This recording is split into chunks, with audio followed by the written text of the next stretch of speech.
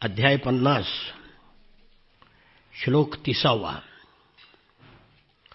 स्थित्युद्भवान्तं भुवनत्रयस्य यः समीहतेऽनन्तगुणस्वलीलया न तस्य चित्रं परपक्षनिग्रहस्तथापि मर्त्यानुविधस्य वर्ण्यते। जरासंध प्रचंड सैन्य घेऊन मथुरेवर चालून आला। जरासंध हा कंसाचा सासरा होता। जरासंधाच्या 2 मुली आस्ती आणि प्राप्ती या कंसाच्या भार्या होत्या। आपल्या जावयाला कष्टाने मारलं म्हणून तो संतापला आणि मथुरेवर त्यांनी स्वारी केली। प्रचंड युद्ध झालं। कृष्ण आणि बलरामानी जरासंधाची बहुतेक सगळी सेना मारली। रथ सुद्धा मोडून पडला। कसे तरी शरीरामध्ये प्राण शिल्लक राहिले। जसा एक सिंह दुसऱ्या सिंहाला पकडतो तसं बलरामाने वेगाने जरासंधाला पकडलं। जरासंध महाबलवान आहे। गदा युद्धामध्ये अतिशय निपुण आहे आणि त्या काळातला एक बलाढ्य राजा आहे। जरासंधाला बलरामाने वरुण पाशाने आणि दोराने बांधून टाकला। पण कृष्णाने सांगितलं याला सोडून दे, कारण हा गेला म्हणजे पुन्हा सेना आणेल, पुन्हा आपण सेनेचा नाश करू, म्हणून त्याला सोडून दिलं। श्रीकृष्णाने बलरामाला सांगितलं अडवलं की मारू नकोस। मोठे मोठे वीर जरासंधाचा सन्मान करीत। रामकृष्णाने दया दाखवून त्याला सोडून दिलं। त्याला त्याची लाज वाटली। त्याने तपश्चर्या करण्याचा निश्चय केला। पण वाटेमध्ये इतर राजांनी त्याला अडवलं। त्याला धर्मोपदेश केला, राजनीती सांगितली, लौकिक दृष्टांत दिला आणि समजावलं की यदूकडून तुमचा पराभव झाला तो प्रारब्धामुळे झालेला आहे। पुष्कळ वेळेला बलाढ्य सेनेचा सुद्धा पराभव होतो। हतेषु सर्वानीकेषु नृपो बार्हद्रथस्तदा उपेक्षितो भगवतः मगधान् दुर्मनाययौ। सर्व सेना मारली तर मारलीच बलरामानी। जरासंधाचाही अपमान करून त्याला सोडून दिलं। अतिशय उदास झाला आणि तो मगध देशी निघून गेला। पराभव पचवणं फार अवघड असतं। जय आणि पराजय कायम असू शकत नाही कोणाचाच। युद्धामध्ये विजय हा दैवाधीन आहे। पानिपतच्या संग्रामामध्ये आपलं मराठ्यांचं सैन्य सर्व बाजूनी बलवान होतं अहमदशाह अब्दालीपेक्षा।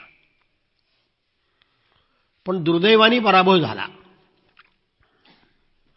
आणि उलट अफजलखानाला मारल्यावर अफजलखानाचं सैन्य शिवाजी महाराजांच्या सैन्यापेक्षा कितीतरी प्रचंड होतं। पण अफजलखानाचा पराभव झाला। त्या युद्धामध्ये जय पराजय हा होतच असतो। भगवान श्रीकृष्णाच्या सेनेमध्ये कोणाचंच नुकसान झालं नाही। समुद्राप्रमाणे असणाऱ्या जरासंधाच्या 23 अक्षौणी सेनेवर त्यांनी सहज विजय मिळवला। त्या विजयाप्रत्यर्थ देवतांनी त्यांच्यावर फुलांचा वर्षाव केला आणि यादव सेनेचं अभिनंदन केलं। जरासंधाच्या पराजयामुळे मथुरेतले लोक भयमुक्त झाले. कृष्णाच्या विजयाने त्यांचं हृदय आनंदाने भरून गेलं. कृष्णाला सगळे येऊन भेटले. सूत, मागध, बंदीजन विजयाची गीतं गाऊ लागली. कृष्णाने मथुरा नगरीत प्रवेश करताच शंख, नगारे, भेरी, तुतारे, वीणा, बासरी, मृदंग अनेक प्रकारची वाद्ये वाजू लागली. कृष्णाचं स्वागत झालं. मथुरेतल्या रस्त्यावर चंदनाचे सडे घातले होते. नागरिक आनंदोत्सव साजरा करीत होते. सगळं नगर पताकांनी सजवलं गेलं होतं.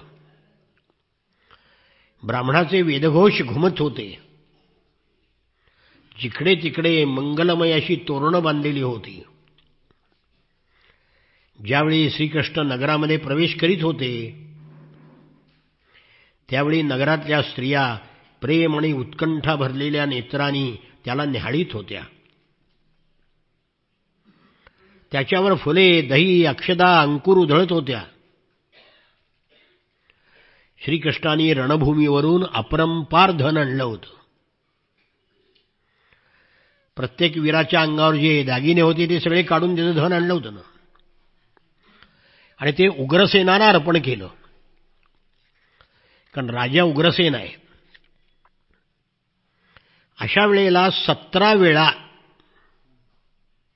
दरवेळी 23 अक्षौणी सेना एकत्र करून मगधराज जरासंधाने यादवाशी युद्ध केलं. मथुरेवर स्वाऱ्या केल्या. प्रत्येक वेळी यादवांनी त्यांची सेना नष्ट केली आणि प्रत्येक वेळेला जरासंधाला पकडला आणि सोडून दिला. 18वं युद्ध जेव्हा होणार होतं त्यावेळी नारदांनी पाठवलेला कालयवन नावाचा यवन म्हणजे परकीय हा राम आणि कृष्णाच्या दृष्टीला पडला. कालयवन महाबलाढ्य होता. त्याच्यासमोर उभा राहील असा दुसरा कोणताही वीर त्यावेळी जगामध्ये नव्हता. यादव आपल्यासमोर बलवान आहेत, आपल्यासारखेच. हे ऐकून त्यांनी 3 कोटी म्लेच्छ सेना आणली आणि मथुरा नगरीला वेढा दिला. यवन हे परकीय आहेत. जरासंध याच देशातला आहे.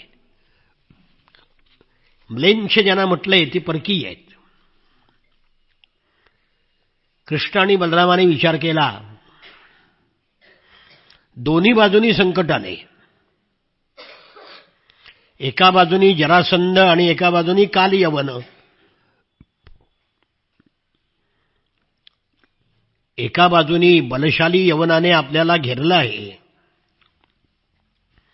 आणि जरासंध उद्या परवा येणारच आहे. आम्ही दोघेही यांच्याबरोबर लढू लागलो तर बलराम येईल, बलवान जरासंध येईल आणि आमच्या बांधवांना मारेल, कैद करून घेऊन जाईल. म्हणून आता राजधानी बदलावी. अशा ठिकाणी आपण नगर बांधू की जिथे कोणालाही प्रवेश करणे शक्य नाही. नंतर बांधवांना तिथे नेऊ आणि येऊन या यवनाचा नाश करू. बलरामदादाशी सल्लामसलत केली आणि पश्चिम समुद्राच्या आत माणसाला जाण्याला कठीण असं एक नगर वसवलं. तिथल्या सर्व वस्तू अद्भुत होत्या. त्या नगराची लांबी रुंदी 96 मैल होती. समुद्रात नगर वसवलं.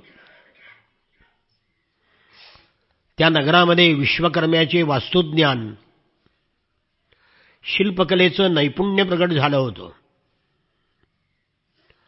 वास्तुशास्त्रानुसार सडका, चौक, व्यापारी पेठा यांची रचना केलेली होती. नगर कसं वसवावं याचं शास्त्र आहे आपल्याकडे. आपलं शिल्पशास्त्र आणि वास्तुशास्त्र इंजिनिअरिंग कॉलेजमध्ये शिकवलंच जात नाही. म्हणून आज जे शेकड्यांनी इंजिनियर बाहेर पडायला लागले त्यांना एक वीट सुद्धा लावता येत नाही. नुसते कागदावर नकाशे तयार करतील. अरे नकाशे तयार करायचं काम काय मॅट्रिक्युलेट माणसाचं आहे, त्याला इंजिनियर कशाला पाहिजे.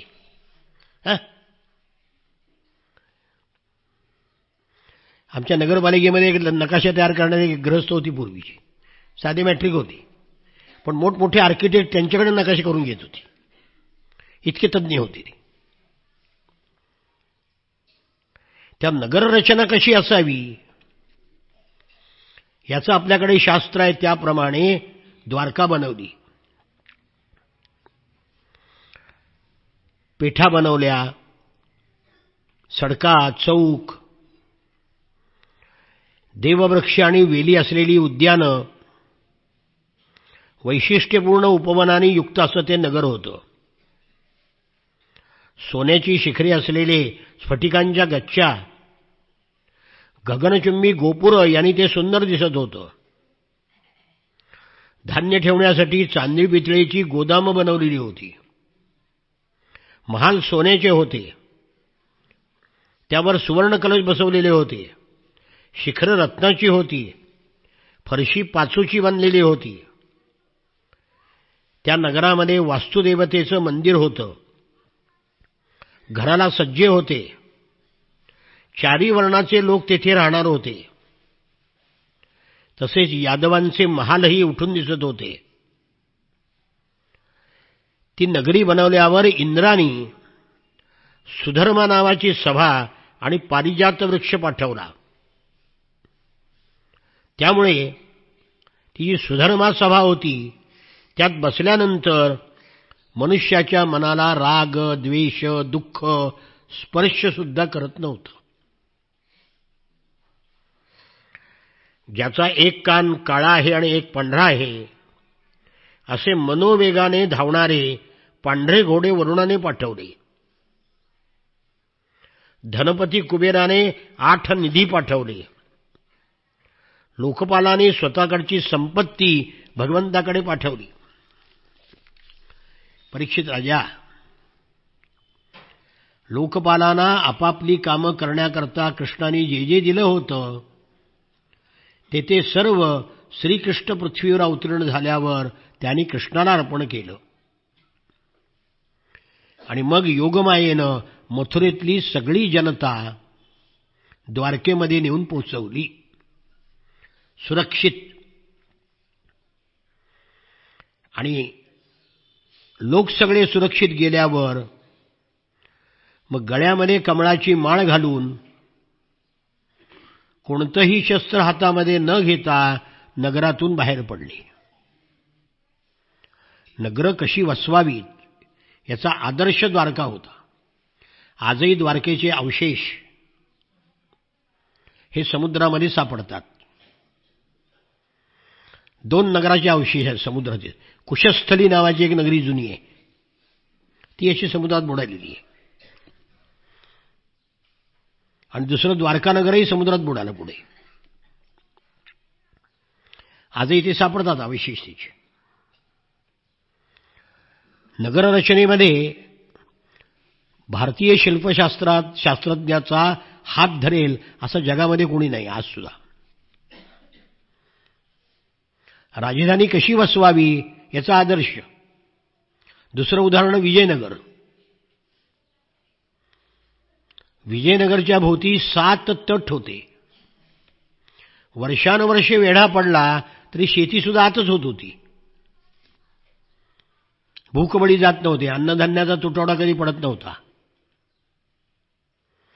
विजयनगरचं वर्णन परकीय प्रवाशांनी केलेलं आहे. पाईज, नुईज, निकोल द कोंती हे परदेशी प्रवासी विजयनगरच्या राज्यात आले होते. त्यांनी वर्णन करून ठेवले म्हणून कळलं आम्हाला. त्या प्राचीन या ज्या नगऱ्या आहेत, हस्तिनापूर, इंद्रप्रस्थ,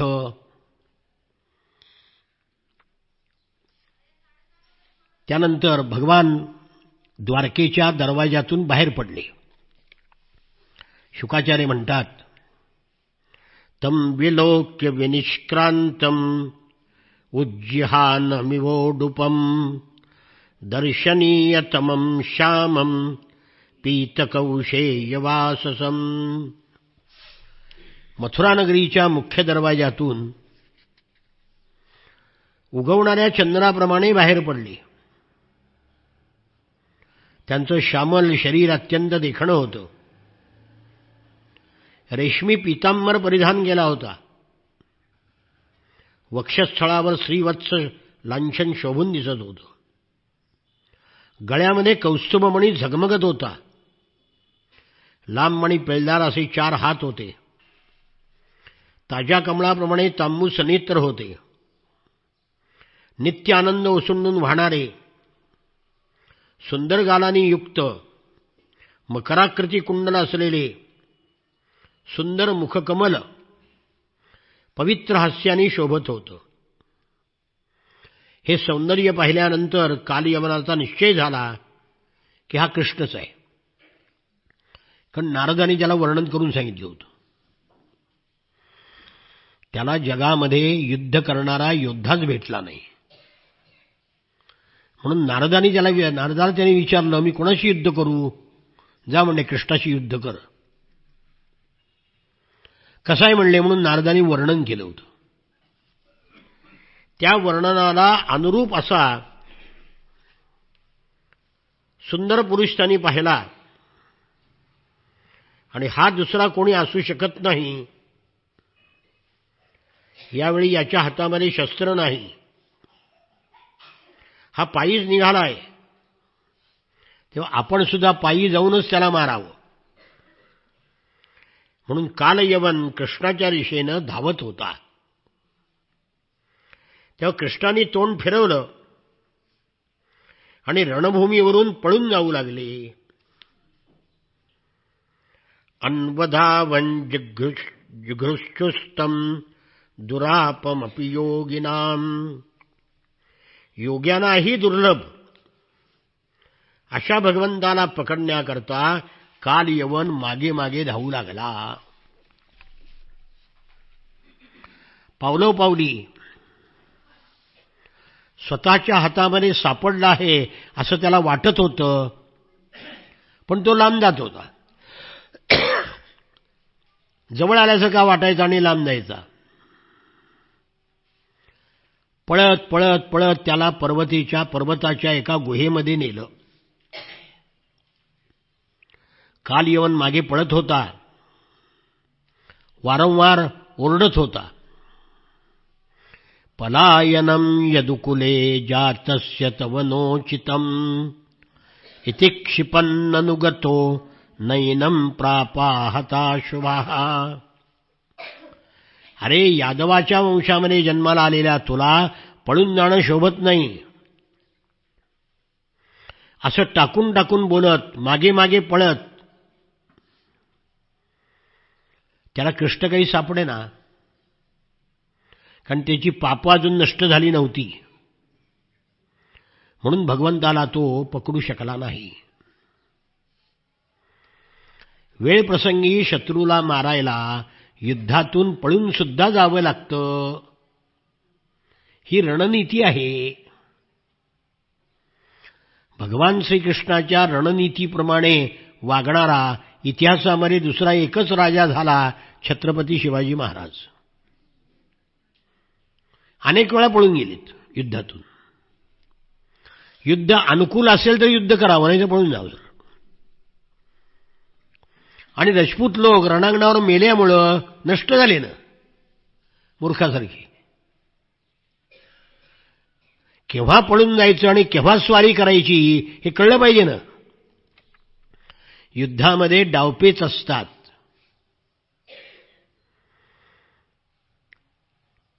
खूप निंदा करून घेऊ लागला. त्या भगवंताची निंदा खूप करायला लागला कालयवन. त्याच्या निंदेकडे लक्ष न देता भगवान धावत धावत धावत एका पर्वताच्या गुहेमध्ये शिरले. कालयवनही मागोमाग शिरला. त्या पर्वताच्या गुहेमध्ये दुसराच एक मनुष्य झोपल्याचं पाहिलं. खरं म्हणजे तिथे झोपलेल्या माणसाच्या अंगावर स्वतःचा शेला कृष्णाने पांघरला आणि स्वतः पलीकडे जाऊन लपले. कालयवनाने विचार केला, नन्वसौ दूरमानीय शेते मामिह साधुवत इति मत्वाच्युतं मूढस तं पदा समताडयत. कालयवनाने विचार केला, मला इतक्या लांब हा पळवत पळवत घेऊन आला आहे आणि साळसूतपणे झोपलाय. झोपलेल्या माणसाला कृष्ण आहे असं समजून त्या मूर्खाने जोराने लाथ मारली. सौत्थाय चिरं सुप्तः शनैरुन्मील्य लोचने दिशो विलोकयन् पार्श्वे तमद्राक्षीदवस्थितम्.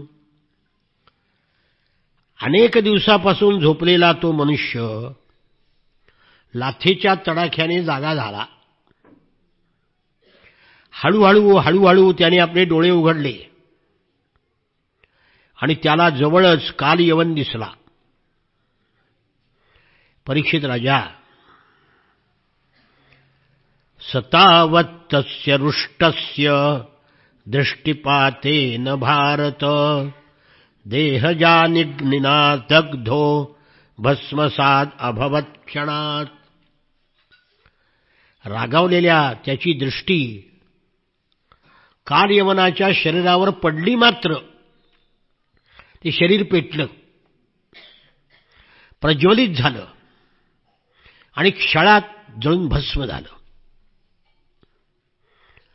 मग राजाने विचारलं, कोण होता तो? राजोवाच, को नाम स पुमान् ब्रह्मन् कस्य किं वीर्य एव च कस्माद् गुहांगतं शिष्ये किंतेजो यवनार्दनः. परीक्षित राजा म्हणाला, देवा, आचार्यानं म्हणाला, ब्रह्मन, ज्याच्या केवळ दृष्टिक्षेपाने कालयवन जळून भस्म झाला तो पुरुष कोण होता? कोणाचा पुत्र होता? त्याच्यामध्ये कोणत्या प्रकारची शक्ती होती? तो पर्वताच्या गुहेमध्ये जाऊन का झोपला होता? शुकाचार्य म्हणाले, श्री शुक उवाच, स इक्ष्वाकुकुले जातो मान्धातृतनयो महान् मुचुकुंद इति ख्यातो ब्रह्मण्यः सत्यसंगरः. शुकाचार्य म्हणाले, राजा, तो इक्ष्वाकूच्या कुळामध्ये होऊन गेलेला मांधात्याचा पुत्र मुचुकुंद होता. तो ब्राह्मण भक्त होता, सत्यप्रतिज्ञ होता आणि महापुरुष होता. अत्यंत पराक्रमी होता. देवांच्या आणि असुरांच्या युद्धामध्ये देवांचा पराभव होऊ लागला, म्हणून देवानी मुचुकुंदाला सहाय्याकरता बोलावलं. कार्तिकीय म्हणजे कार्तिक स्वामी सेनापती होईतोपर्यंत मुचुकुंदाने युद्ध केलं. देवाला विजय मिळवून दिला. तेव्हा देव सगळे इंद्रादी देव मुचुकुंदाला म्हणाले, राजन् विरत मां कृच्छ्रात् भवान्न परिपालयन्. मुचुकुंदा, आमच्या रक्षणाकरता आपण पुष्कळ श्रम घेतले, आता विश्रांती घ्यावी. हे श्रेष्ठ वीरा, आमचं रक्षण करता यावं म्हणून पृथ्वीवरचं निष्कंटक राज्य सोडून, सगळे भोग सुख सोडून तू आमच्या मत्तीला आलास. आता इतके दिवस गेले, इतकी वर्ष लोटलेली आहेत की तुझे पुत्र, राण्या, बांधव, अमात्य, मंत्री, तुझी प्रजा कोणीही जिवंत नाही. सर्वापेक्षा बलवान काळ आहे. तो परमसमर्थ, अविनाशी आणि भगवत स्वरूप आहे. गवळी जसा जनावरांना आपल्या ताब्यात ठेवतो, तसा काळ सगळ्या प्रजेला आपल्या अधीन ठेवतो. म्हणून राजा, तुझं कल्याण असो. वरम रणेष्व भद्रन्ते ऋते कैवल्यमद्यनः एक एवेश्वरस्तस्य भगवान विष्णुरव्ययः. राजा, तुझं कल्याण असो. आमच्याकडून मोक्षाखेरीज कोणताही वर मागून घे, कारण मोक्ष देण्याचं सामर्थ्य आमच्यामध्ये नाही. मोक्ष देण्याचं सामर्थ्य भगवान विष्णूपाशी फक्त आहे. देवानी असं सांगितल्यावर एव मुक्तः स वै देवान् अभिवन्द्य महायशाः अशैष्टगुहाविष्टो निद्रया देवदत्तया. मी खूप दमलोय म्हणला युद्ध करून करून, मला झोप पाहिजे. आणि माझ्या झोपेमध्ये कोणी विघ्न आणता कामा नये. देव तथास्तु म्हणाले. मुचुकुंदाने देवांना नमस्कार केला, झोपेचा वर घेतला आणि पर्वताच्या गुहेमध्ये जाऊन झोपला. देवानी त्याला सांगितलं होतं की राजा, तू झोप घेत असताना एखाद्या अजाण माणसाने तुला मध्येच जागं केलं तर तुझ्या दृष्टीला पडताच तो भस्म होऊन जाईल. त्याप्रमाणे कालयवन भस्म झाला. परीक्षित राजा, कालयवनाला भस्म करून भगवान श्रीकृष्ण बाहेर आले दर्शन केल्यावर. कालयवन भस्म झाल्यावर बाजूला लपून बसले होते. तिथून ते बाहेर आले आणि मुचुकुंदाला दर्शन दिलं. तमालोक्य घनश्यामम् पीतकौशेयवाससम् श्रीवत्सवक्षसम्भ्राजत् कौस्तुभेन विराजितम्. वर्षाकालीन मेघाप्रमाणे सावळं रूप असलेले भगवान श्रीकृष्ण मुचुकुंदाच्या समोर प्रगट झाले. त्यावेळी त्यांनी रेशमी पीतांबर परिधान केला होता. वक्षस्थळावर श्रीवत्स चिन्ह होतं. गळ्यामध्ये तेजस्वी कौस्तुभमणी शोभत होता. 4 हात होते. गळ्यामध्ये वैजयंतीमाला होती. सुंदर मुखकमल प्रसन्नतेनं खुल्लं होतं. मकराकृती कुंडल कानामध्ये झगमगत होती. चेहऱ्यावर स्मितहास्य होतं. लोकांना ते आकर्षित करत होतं. अत्यंत देखणं तारुण्य होतं. मदोन्मत्त सिंहाप्रमाणे निर्भय चाल होती. तो मुचुकुंद राजा भगवंताच्या तेजाने हतप्रभ झाला. अत्यंतिक तेजामुळे जवळ जायला कठीण अशा भगवंताला त्यांनी भीत भीत विचारलं, आपण कोण आहात?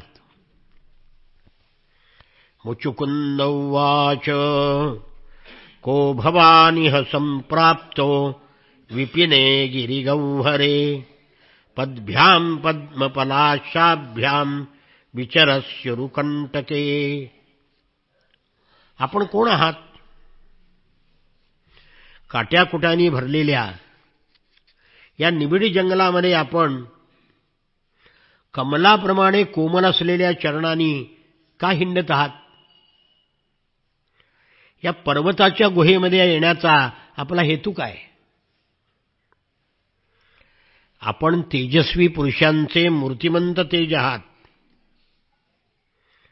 आपण भगवान अग्निदेव किंवा सूर्य, चंद्र, इंद्र किंवा कोणी लोकपाल आहात का? मला वाटते की 3 मुख्य देवापैकी आपण पुरुषोत्तम आहात. कारण दिवा ज्याप्रमाणे आपल्या तेजाने अंधार नाहीसा करतो, त्याप्रमाणे आपल्या अंगाच्या कांतीनं, तेजाने गुहेतला अंधकार दूर झाला आहे. हे पुरुष श्रेष्ठ, आपल्याला योग्य वाटत असेल तर आपलं जन्म, कर्म, गोत्र सांगा. मी ऐकण्याकरता उत्सुक आहे, अगदी मनापासून उत्सुक आहे. तेव्हा मुचुकुंद म्हणाले, वयंतु पुरुषव्याघ्र ऐक्ष्वाका क्षत्रबंधवा मुचुकुंद इति प्रोक्तो यौवनाश्वात्मज प्रभो. हे पुरुषोत्तमा, मुचुकुंद म्हणाला, आम्ही इक्ष्वाकू वंशातले क्षत्रिय आहोत. माझं नाव मुचुकुंद. युवनाश्वाचा मुलगा मांधाता याचा मी पुत्र आहे. पुष्कळ दिवसाचं जागरण झाल्याने मी थकलो होतो. माझ्या सर्व इंद्रियाची शक्ती झोपेनं हिरावून घेतली होती. म्हणून या निर्जन ठिकाणी मनसोक्त मी झोप घेत होतो. पण आत्ताच मला कोणीतरी उठवलं आणि उठवल्याबरोबर खात्रीनं त्याच्या पापानीच त्याला जाळून टाकलं. त्यानंतर शत्रूचा नाश करणाऱ्या परमसुंदर अशा आपण मला दर्शन दिलं. भगवान, आपण सर्व प्राण्यांना आदरणीय आहात.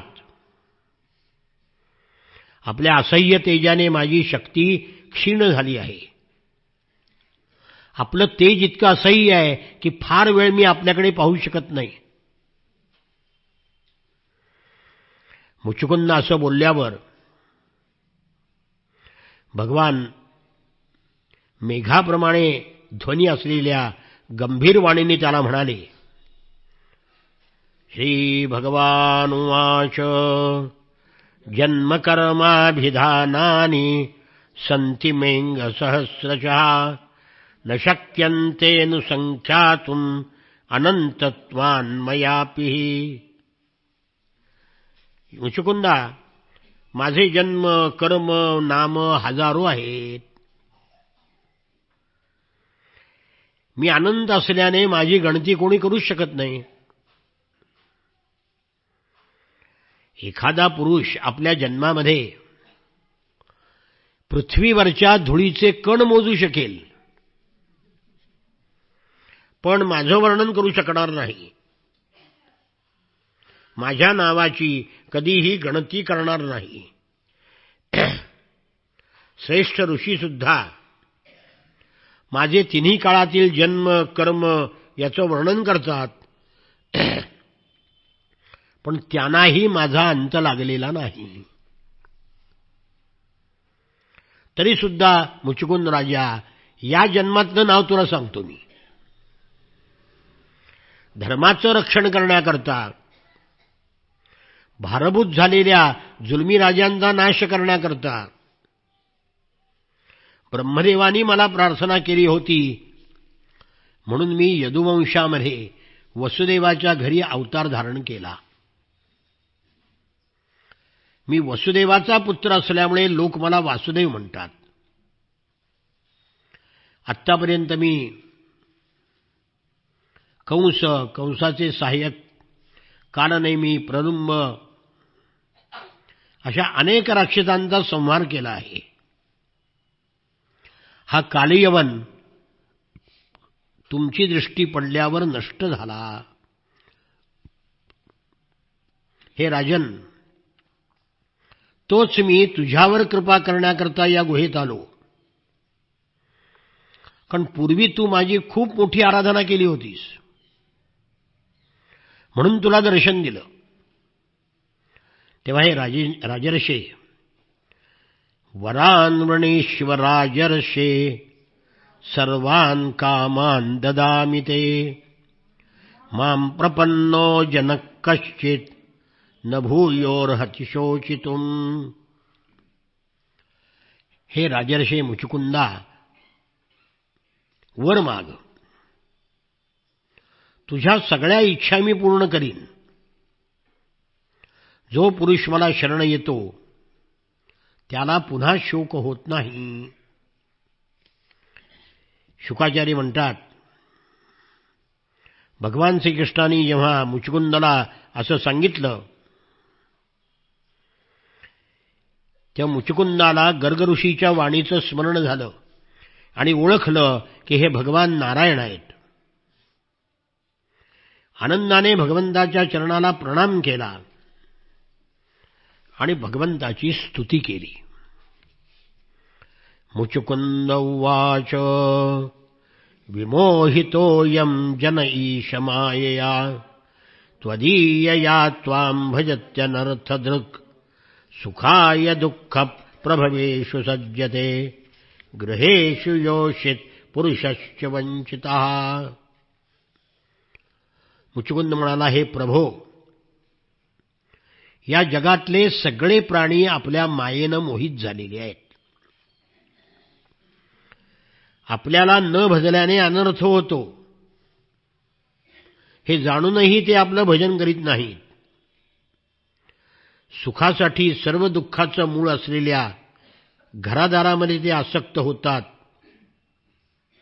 आणि परमार्थाला मुकतात. हे पुण्यशील प्रभो, या कर्मभूमीमध्ये दुर्मिळ असा मनुष्यजन्म आहे. तो कसा बसा अनायासे मिळालेला आहे. पण तरी जो दुर्बुद्धी मनुष्य आहे तो पशुप्रमाणे संसाररूप अंधाऱ्या विहिरीमध्ये पडून राहतो. भगवंताच्या चरणकमलाची उपासना करत नाही. हे भगवन, मी राजा होतो,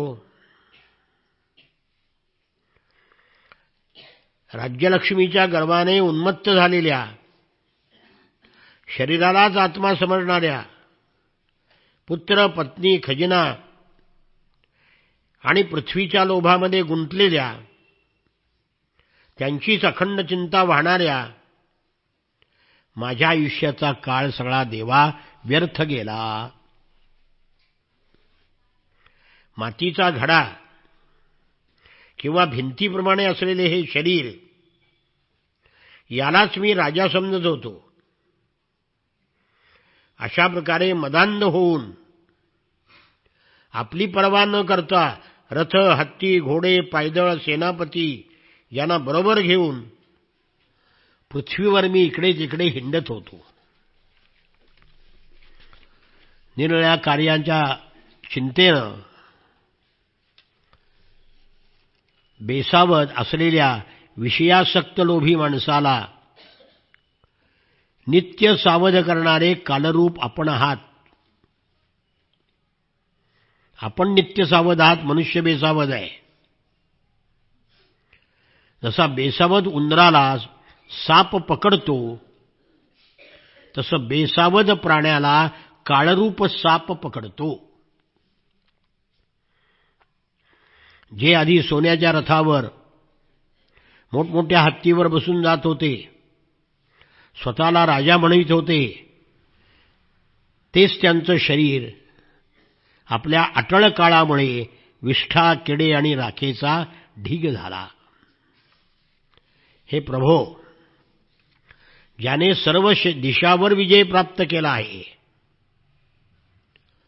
ज्याच्याशी लढणारा जगात कोणीही राहिलेला नाही,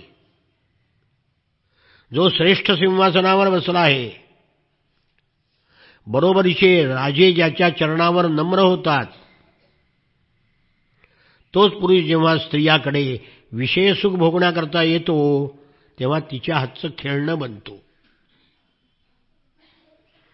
एखादा मनुष्य विषयभोगाचा त्याग करून पुन्हा आपण सम्राट व्हावे या इच्छेनं दानादी पुण्य करतो, तपश्चर्या करतो, सत्कर्म करतो, पण त्याची तृष्णा वाढलेली असते, म्हणून तो कधीही सुखी होत नाही. म्हणून भगवंता जन्ममृत्यूरूप संसाराच्या चक्रामध्ये भटकणाऱ्या या जीवाची चक्रातून बाहेर पडण्याची जेव्हा वेळ येते तेव्हा त्याला सत्संग लाभतो. संतांचे आश्रय कार्यकारणरूप जगताचे एकमेत्र स्वामी असलेल्या आपल्या ठिकाणी त्याची बुद्धी स्थिर होते, हजारो जन्मातून एकदा कत्तरी. भगवान मी तर असं समजतो की आपण माझ्यावर कृपेचा वर्षाव केला आहे, अनायसा माझ्या राज्याचं बंधन तुटलं आहे. सज्जन असलेले चक्रवर्ती राजे सुद्धा एकांतामध्ये तपस्साधना करण्याकरता जाऊ इच्छितात.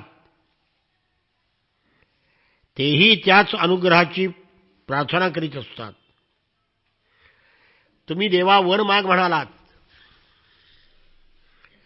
पण आपल्या चरणाच्या सेवेशिवाय दुसरा कोणताही वर मला नको आहे.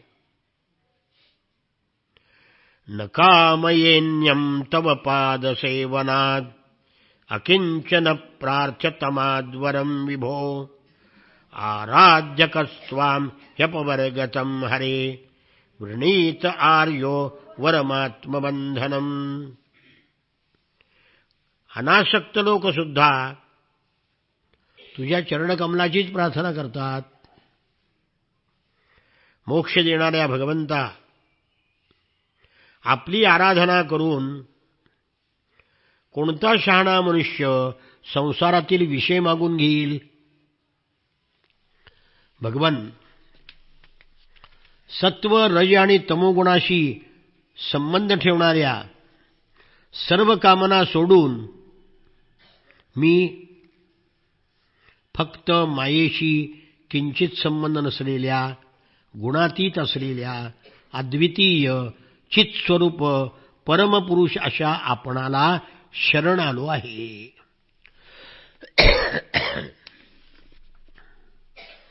अनादिकाळापासून या जगामध्ये कर्मफळाच्या भोगाने मी त्रस्त झालो आहे. पुन्हा सगळ्या वासनांनी तप्त झालो आहे. इंद्रियरूपी 6 शत्रूची हाव कधीही संपत नाही. मला क्षणभर सुद्धा शांती मिळत नाही. म्हणून आत्मज्ञान करून देणाऱ्या हे प्रभो, मी आपल्या निर्भय सत्यस्वरूप शोकरहित चरणकमलाला शरण आलो आहे. आपण माझं रक्षण करा. तेव्हा भगवान म्हणाले, सार्वभौम महाराज मतिस्ते विमलोर्जिता वरैः प्रलोभितस्यापि न कामैर्विहता यतः. हे सार्वभौम महाराजा, तुझी बुद्धी पवित्र आणि उच्च कोटीची आहे. मी तुला वर देण्याचं वारंवार प्रलोभन दाखवलं तरी सुद्धा तुझी बुद्धी चळली नाही. मी तुला वर देण्याचं जे प्रलोभन दाखवलं ती तुझ्या निश्चयाची परीक्षा घेण्यासाठी. कारण माझे जे आनंदी भक्त असतात त्यांची बुद्धी कामाने कधीही लिप्त होत नाही. जे लोक माझे भक्त नाहीत त्यांनी मनाला वश करण्याचा कितीही प्रयत्न केला तरी त्यांच्या वासना क्षीण होत नाहीत. वारंवार त्यांचं मन विषयाकडे जातं. पण राजा, तू आपलं मन माझ्या ठिकाणी लाव. खुशाल पृथ्वीवर हिंडत बस. तुझी अखंड भक्ती नेहमी माझ्या ठिकाणी राहो. क्षत्रिय धर्माचं आचरण करण्याच्या वेळेला तू पुष्कळ प्राण्यांचा वध केलास. त्याचं पाप एकाग्र चित्ताने माझी उपासना करून आणि तपश्चर्या करून धुवून टाक. पुढल्या जन्मी तू ब्राह्मण कुळामध्ये जन्माला येशील. सर्व प्राण्यांचा परम सुहृद होशील आणि मला परमात्म्याला पुढच्या जन्मी तू प्राप्त करशील. श्री शुक उवाच इत्थं सोऽनुगृहीतोऽंग कृष्णेनेक्ष्वाकुनन्दनः तं परिक्रम्य सन्नम्य निश्चक्राम गुहामुखात. अशा प्रकारे श्रीकृष्णाने मुचुकुंदावर कृपा केली. मुचुकुंदाने कृष्णाला नमस्कार केला, प्रदक्षिणा घातली आणि गुहेच्या बाहेर पडले. बाहेर पाहिलं तर माणसं, पशु, वेली लहान झाले होते. तो समजला कलियुग आला आहे म्हणून उत्तरेकडे निघून गेला. तपश्चर्या, श्रद्धा, अनासक्ती यातून तो मुक्त झाला होता संशयापासून. आणि तपश्चर्या, श्रद्धा, धैर्य, अनासक्तीने युक्त झाला होता. चिंतन करण्याकरता तो गंधमादन पर्वतावर गेला. तिथून भगवान पुन्हा मथुरापुरीला आले.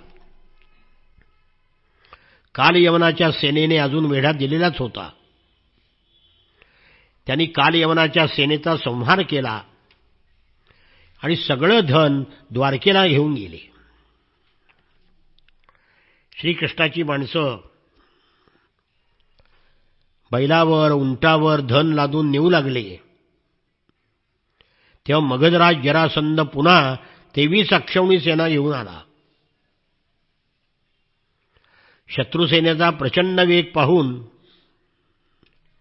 राम, कृष्ण मनुष्यासारखे घाबरून समोरून वेगाने पळू लागले. निर्भय असून सुद्धा आपण फार घाबरलो आहोत असा अभिनय त्यांनी केला. सगळं धन तिथेच टाकून दिलं आणि आपल्या कोमल पायांनी पळायला लागले. महाबली मगधराज जरासंधाने पाहिलं कृष्ण आणि बलराम पळायला लागलेत. तेव्हा तो पाठलाग करू लागला. त्याला ईश्वराचा प्रभाव माहीत नव्हता. पुष्कळ लांब पडल्यामुळे ते थकले होते आणि नंतर ते उंच अशा प्रवर्षण पर्वतावर चढले. त्या प्रवर्षण पर्वतावर 12 महिने मेघ पाऊस पडतात. लपून राहिलेल्या त्यांचा ठाव ठिकाणा जरासंधाला सापडला नाही. अरण्यात ते सापडेनात. म्हणून संतापलेल्या जरासंधाने त्या पर्वताला, प्रवर्षण पर्वताला चारी बाजूनी आग लावली.